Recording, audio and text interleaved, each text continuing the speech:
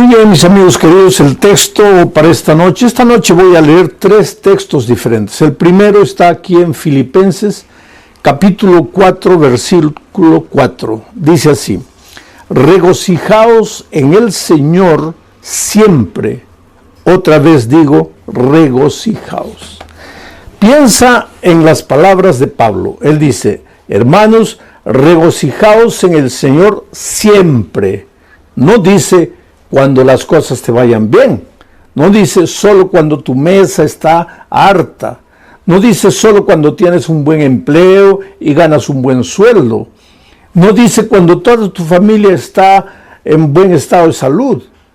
El apóstol Pablo dice: regocijaos en el Señor siempre, siempre, en todo tiempo, en las buenas y en las malas, en el día y en la noche, en el invierno y en el verano. Regocijaos en el Señor siempre.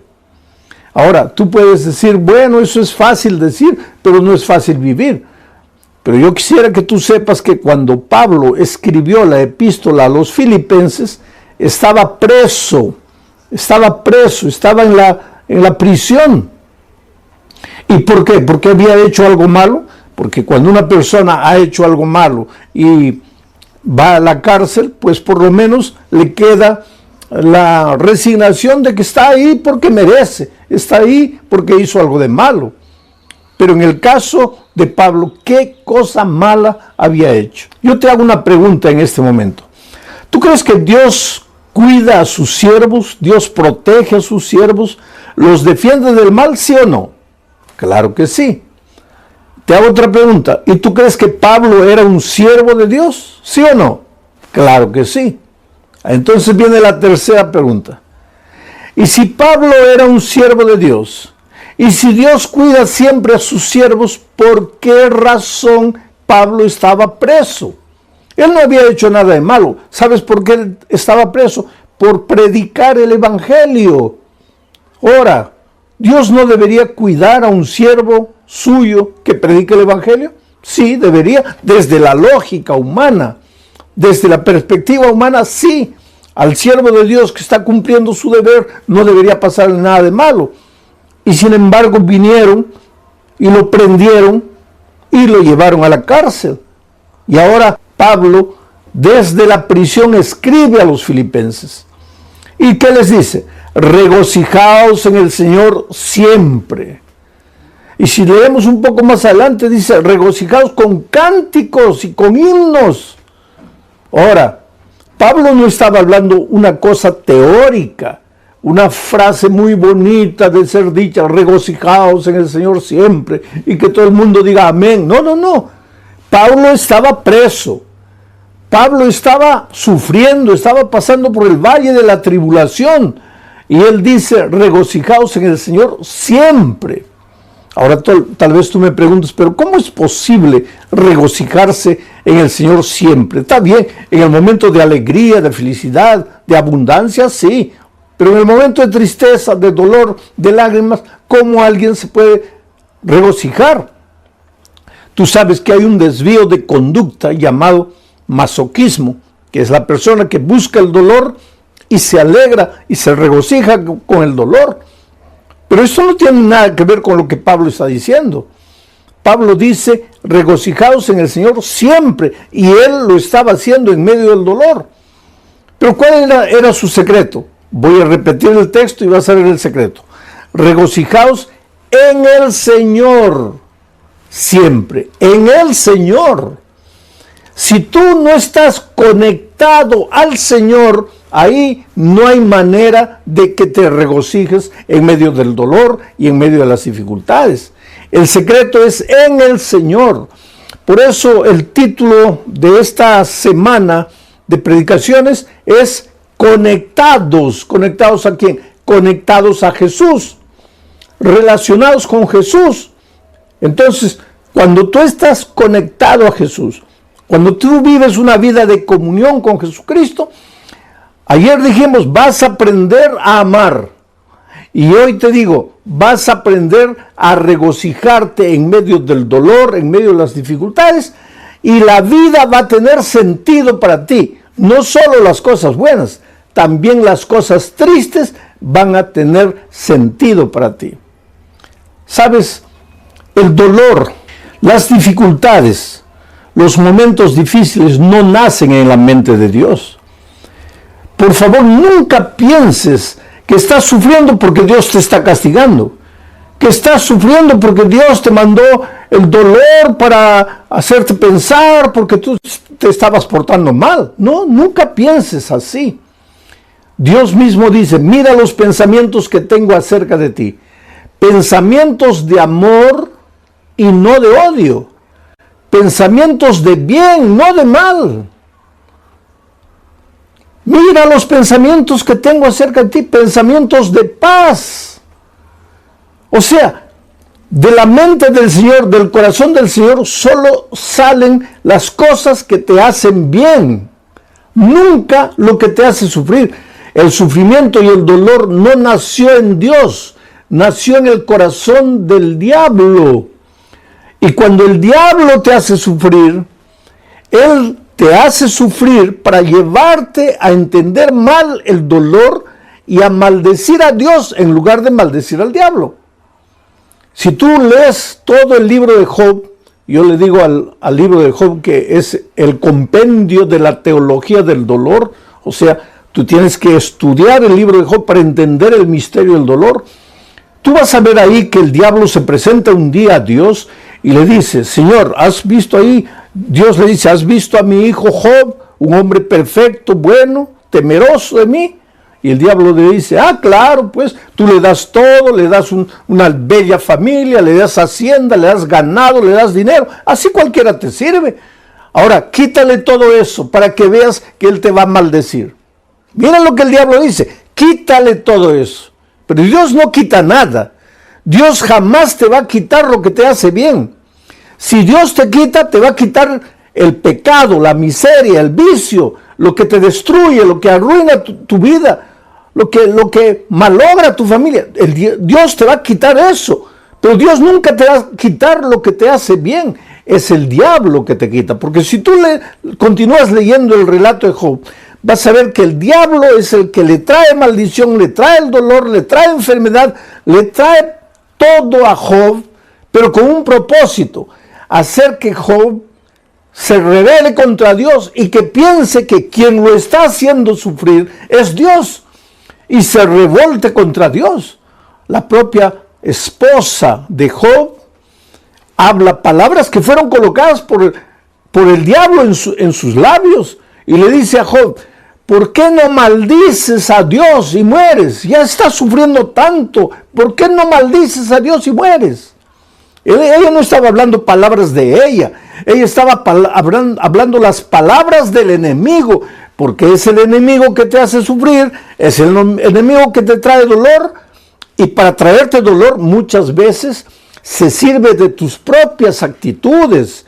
De tus propias decisiones equivocadas.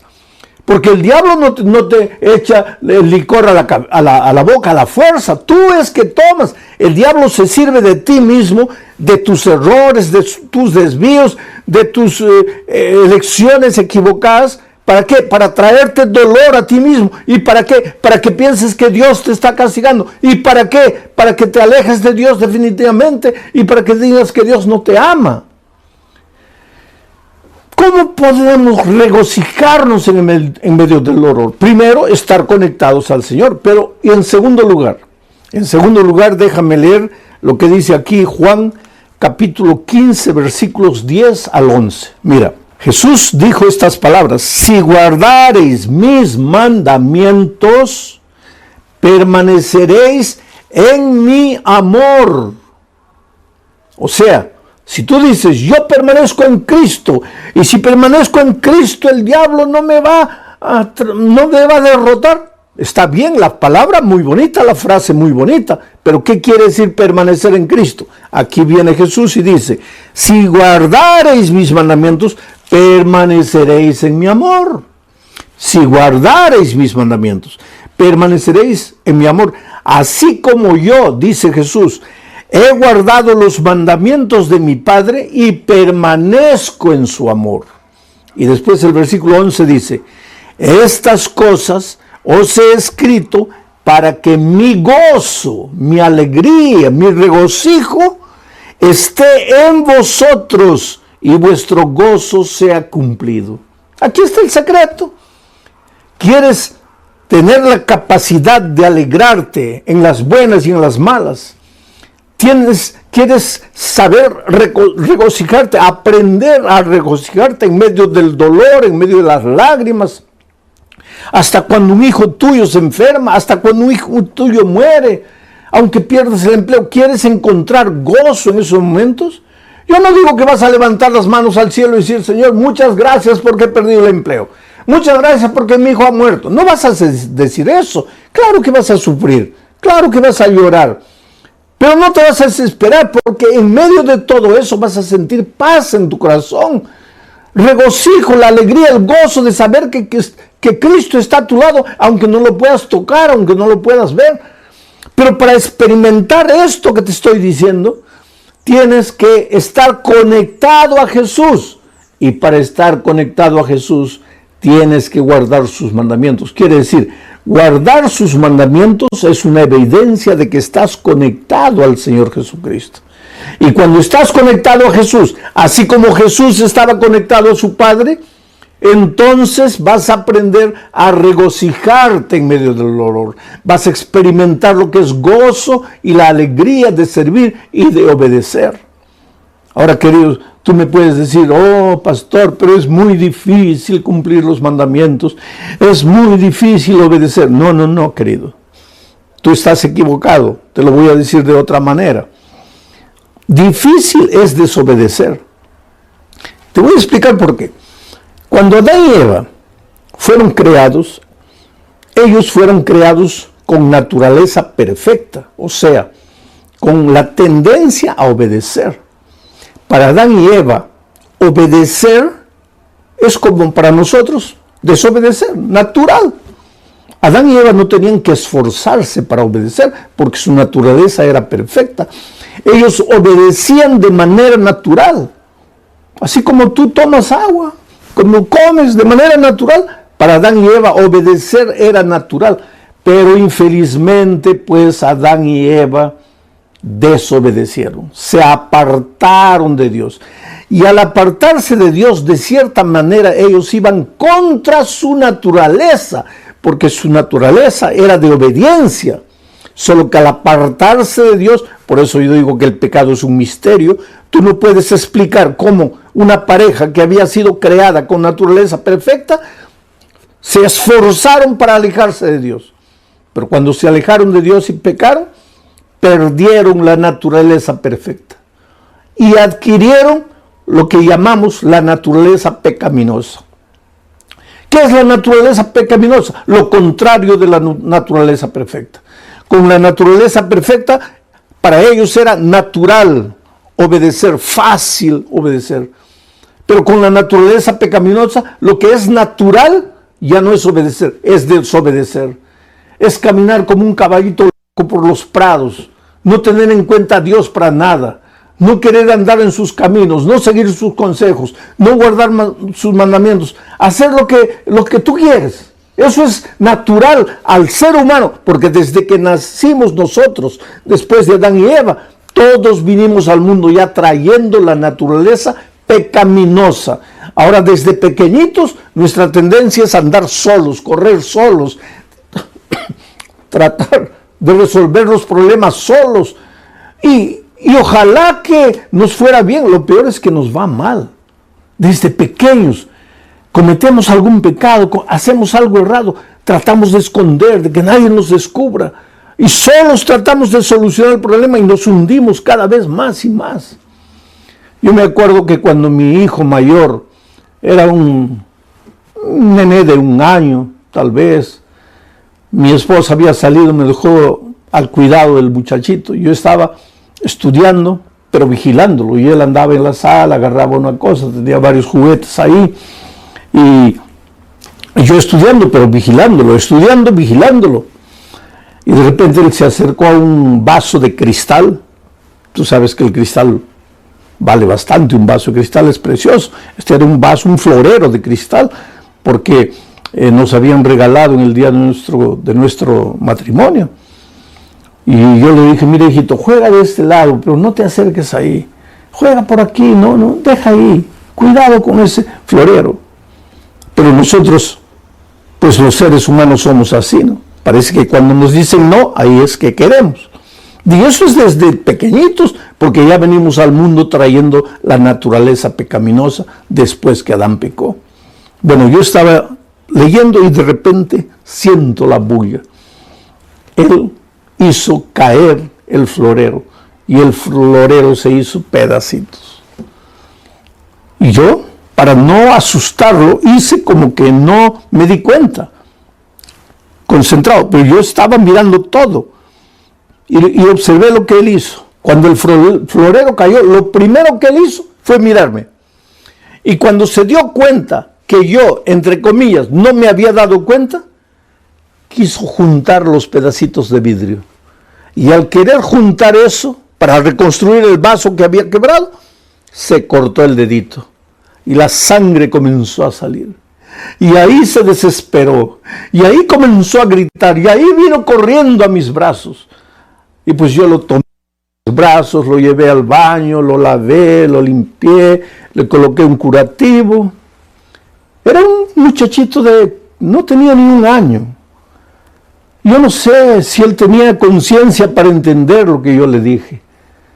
Pero yo le dije, mira hijo, en la vida infelizmente vas a quebrar muchos floreros de cristal.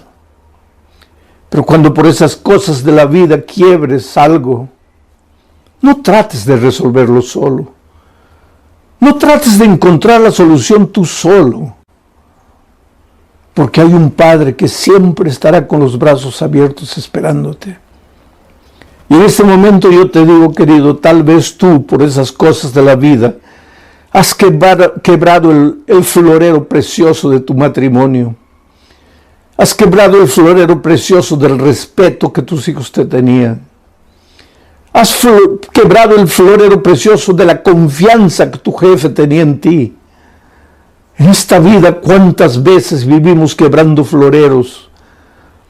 Las cosas buenas que Dios nos da, las arruinamos, las malogramos, las quebramos, las destruimos. Y después tratamos de escondernos y solucionar el problema con nuestras manos solos.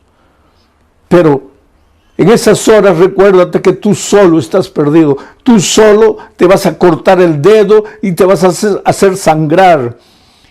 Tú no puedes, pero hay un Dios amoroso, un Padre amante que está siempre con los brazos abiertos. Tú puedes ir a Él y decirle, Señor, yo no puedo, lo he arruinado, he quebrado el florero, pero estoy aquí en tus manos. Puedes hacer las cosas de nuevo.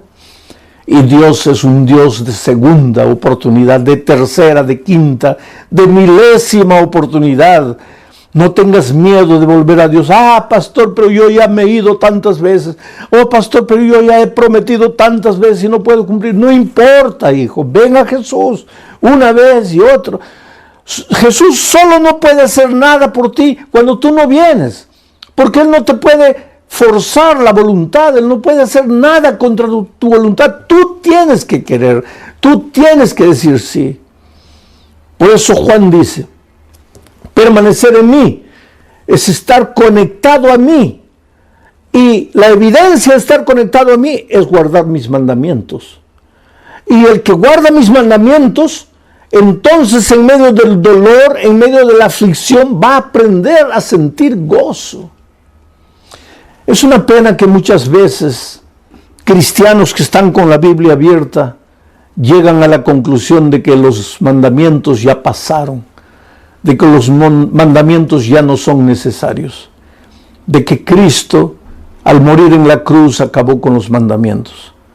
Oh, querido, los mandamientos son eternos, porque Dios es eterno, y los mandamientos son un reflejo del carácter de Dios. ¿Cómo puede alguien decir los mandamientos ya caducaron, ya acabaron?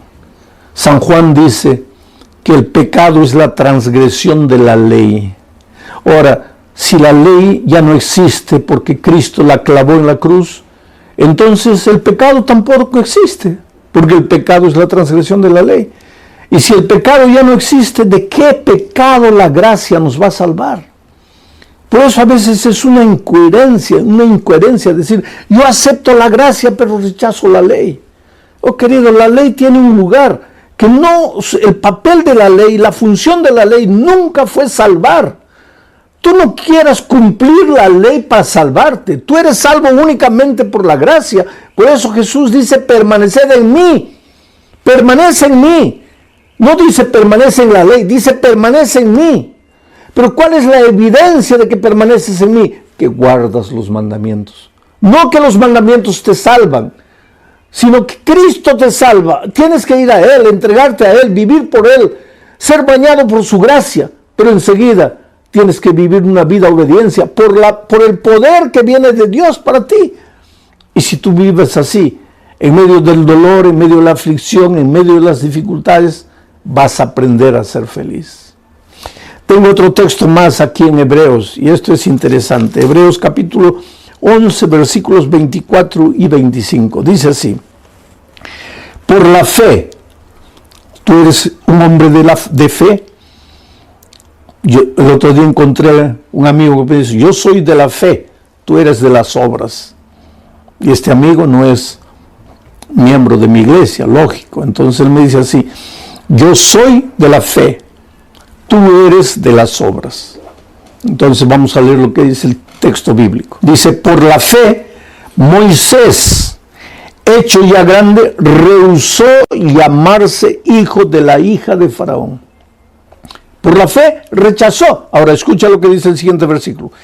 Escogiendo antes ser maltratado con el pueblo de Dios que gozar de los deleites temporales del pecado. O sea, Moisés, por la fe, tuvo que tomar una decisión. En un momento de la vida, él encontró dos caminos. Primer camino, ser maltratado con el pueblo de Dios. Camino de dolor, camino de rechazo, camino de sufrimiento, sí, porque cuando tú decides seguir a Jesús, tú vas a ver que hasta tus mejores amigos, hasta tus familiares más queridos, te van a volver las espaldas, te van a criticar, se van a burlar de ti, muchos te van a abandonar. Yo conozco jóvenes que han sido expulsados de su casa porque aceptaron a Jesucristo. Yo conozco la historia de una niña que cayó en la prostitución, en la drogadicción, vivía una vida completamente perdida. Los padres sufrían porque sabían la vida que la hija perdía, pero no podían hacer nada para ayudarla, hasta que un día, en medio de la miseria que esa niña vivía, fue alcanzada por el Evangelio y aceptó a Jesucristo, y Jesús la salvó, y Jesús la lavó, y Jesús la restauró, y esa muchacha dejó de usar drogas, dejó de la vida promiscua que vivía, y cuando llegó diciembre decidió volver a la casa de sus padres para darles, según ella, el más grande regalo. Decirles, papá, ustedes, mamá, ustedes han llorado, han sufrido por mí, pero yo quiero decirles que ya no necesitan sufrir. Y eso es lo que pasó. Ella viajó a la casa de los padres y les dijo, papá, mamá, me he encontrado con Jesús, Jesús cambió mi vida, ya no uso más drogas, he abandonado esa vida, he venido aquí y quiero continuar estudiando. Y la madre la miró y le dijo, ¿qué cosa? ¿Has aceptado a Jesús? Sí. Esa expresión es de los protestantes. No me vas a decir que tú te has vuelto protestante. No me vas a decir que tú has negado la religión de tus padres, de tus abuelos, de tus bisabuelos. Y la niña llorando le dijo, mamá, yo no te estoy hablando de religión, yo te estoy hablando de la vida que yo vivía. Tú sabías la vida que yo vivía. Jesús me encontró, me perdonó, me restauró, me salvó. Yo te estoy hablando de mi vida. ¿Y sabes lo que la madre le dijo? Hija, yo te preferiría drogadicta, viviendo la vida perdida que vivías, que traicionando a tu iglesia y a la religión de tus padres. Y esa niña me escribió una carta, y en esa carta ella lloraba y decía, oh pastor, yo pensé que mis padres se iban a alegrar, mas ellos se pusieron tristes porque acepté a Jesucristo. Pues Moisés en un momento de su vida tuvo que escoger entre esos dos caminos. El camino del sufrimiento, del rechazo, del dolor por aceptar a Jesús. O el camino de la alegría de este mundo, el placer de este mundo, el placer del pecado. Y por la fe, Moisés escogió seguir a Jesús. Aunque eso implicase dolor circunstancial, pero él había aprendido también a regocijarse en medio del dolor por causa de Cristo. Prefería eso que el gozo que el mundo da, el gozo que el pecado te da. Porque ¿qué pasa? ¿Qué cosa es el gozo de este mundo? Una noche de fiesta, de borrachera, con una mujer, con otra mujer, y al día siguiente te duele la cabeza, la conciencia te pasa, te sientes culpable. ¿Qué gozo es ese? El Señor Jesucristo te llama de ese terreno y te lleva al terreno que te conduce a la vida eterna, al camino que te conduce a la vida eterna. Por eso la Biblia dice, hoy es el día de buena nueva, hoy es el día de salvación. Oh querido, Dios te ama, Dios tiene un plan maravilloso para tu vida y ese plan no es que tú estés malgastando tu juventud, malgastando los mejores años de tu vida en la miseria, en el pecado, en el dolor. No, yo sé que el pecado te proporciona un gozo pasajero, temporal, pero el Señor Jesucristo te ofrece la vida eterna. Y otra cosa, no es solo la vida eterna en el cielo, porque el otro día alguien me dice, pastor, yo prefiero gozar, disfrutar en este mundo, porque eso de la vida eterna, yo no sé si llegará o no llegará. Pero es que Jesús no solo te ofrece el gozo y alegría en la vida eterna, sino que cuando tú aceptas a Jesucristo en esta tierra, tu vida cambia, tu hogar se vuelve más feliz. Lo que tus manos consiguen trabajando, el poco dinero que recibes se multiplica porque ahora es un dinero bendito.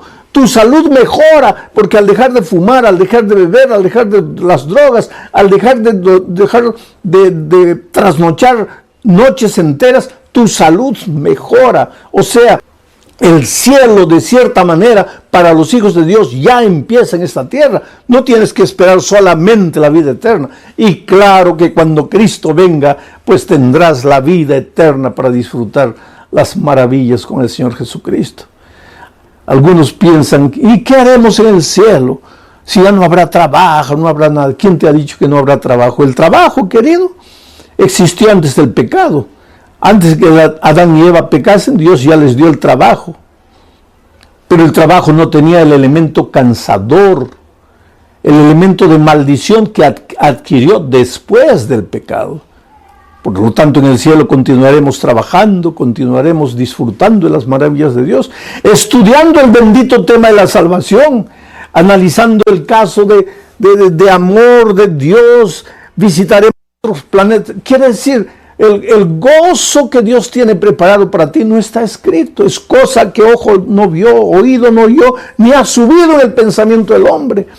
Por tanto, yo te suplico en el nombre de Jesucristo, deja tus preconceptos, deja los senderos del pecado, arrepiéntete. Arrepentirse quiere decir sentir dolor por la manera como has vivido y caer a los pies de Jesucristo y decirle, Señor, no quiero continuar viviendo de esa manera, me entrego a ti, me rindo a ti. Y entonces el Señor te toma en tus brazos y hace maravillas en tu vida.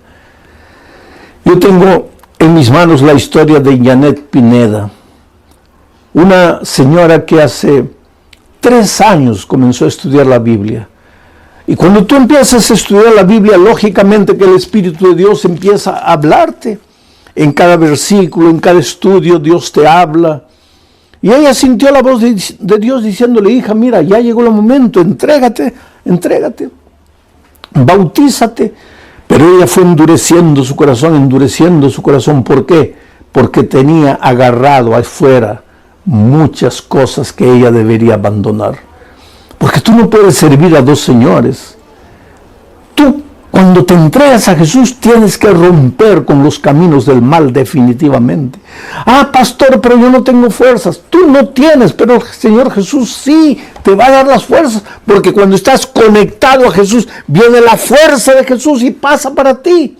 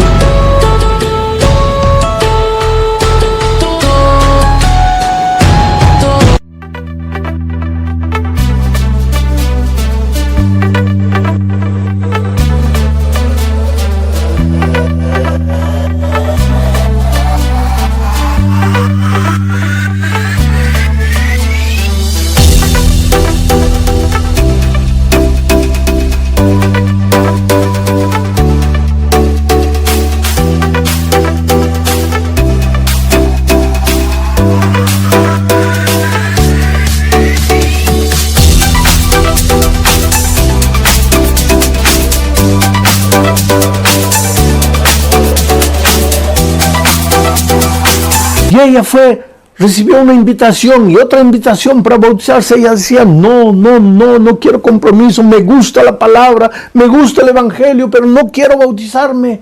Hasta que un día el Espíritu de Dios venció, porque te digo, la palabra de Dios es como una espada de dos filos que penetra hasta la médula. Es como la pólvora que destruye la roca más dura. La palabra de Dios es vida. Si tú sigues estudiando la palabra, si tú no cierras la Biblia y sigues escuchando la voz de Dios, llega un momento en que tú no le puedes decir más no al Espíritu de Dios.